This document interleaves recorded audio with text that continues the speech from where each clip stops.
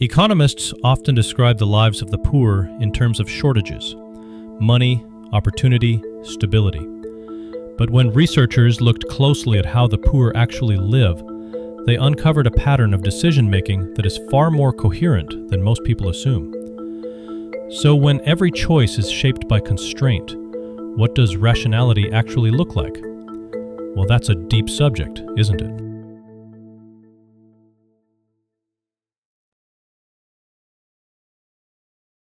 When we talk about poverty, we often imagine chaos, lives defined by disorder, desperation, and choices that make no sense from the outside.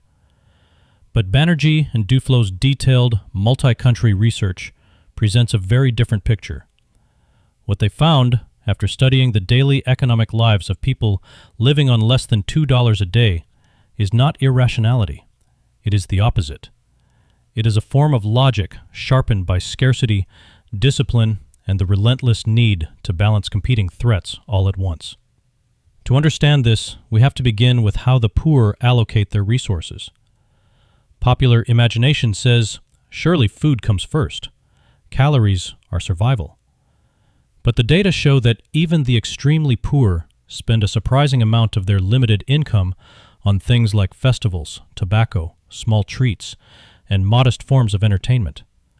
To an outsider, that can sound irresponsible, but inside their world, it is perfectly rational. Life on the economic edge is unrelenting. There is little comfort, little margin, and almost no variation in routine. A festival, even a simple one, becomes one of the only opportunities for joy, social participation, and dignity. In communities where relationships function as insurance, festivals keep those relationships alive. A small indulgence is not a lapse in judgment, it is ballast against despair. The poor aren't choosing pleasure over calories.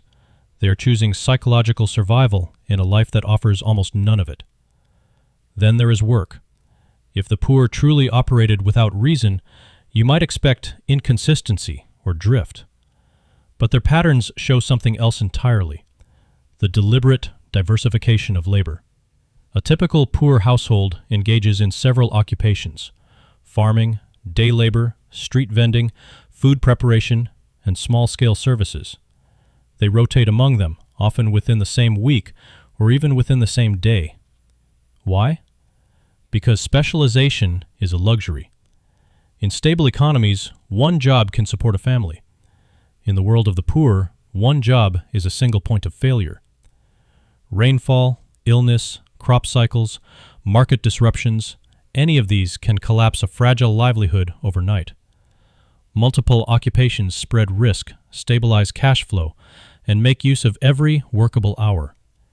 It is not inefficiency, it is insurance through diversification. Even entrepreneurship takes on a different meaning among the poor. In wealthy societies, an entrepreneur is usually someone with a vision, capital, and a plan. But in the context of poverty, entrepreneurship is often just the only viable alternative to unemployment. It is easier to buy a handful of vegetables and sell them on the street than to secure a formal job.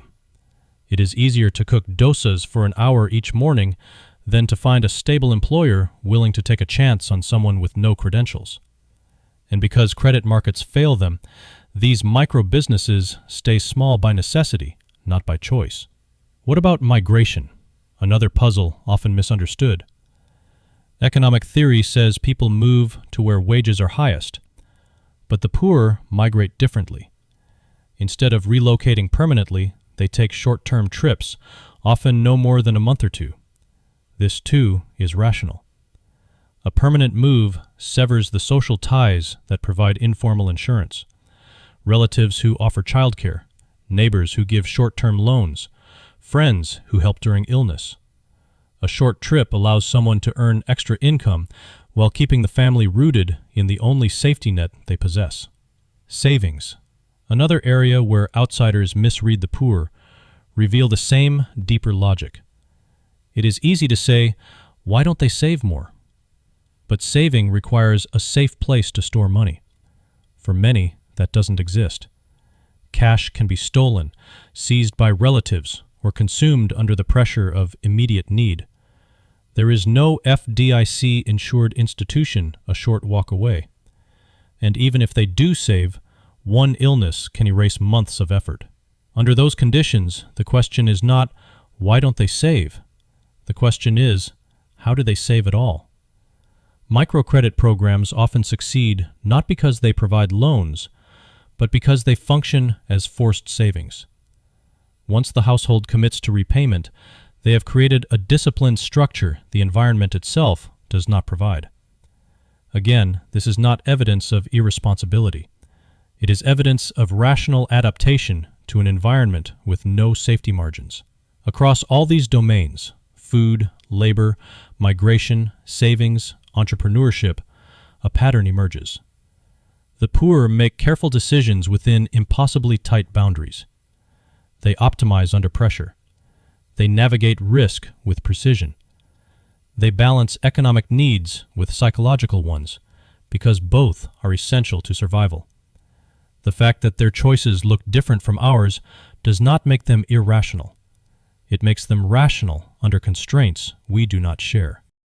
And once you see that, the entire conversation about poverty shifts. The problem is not that the poor need better advice, better discipline, or better lifestyle choices.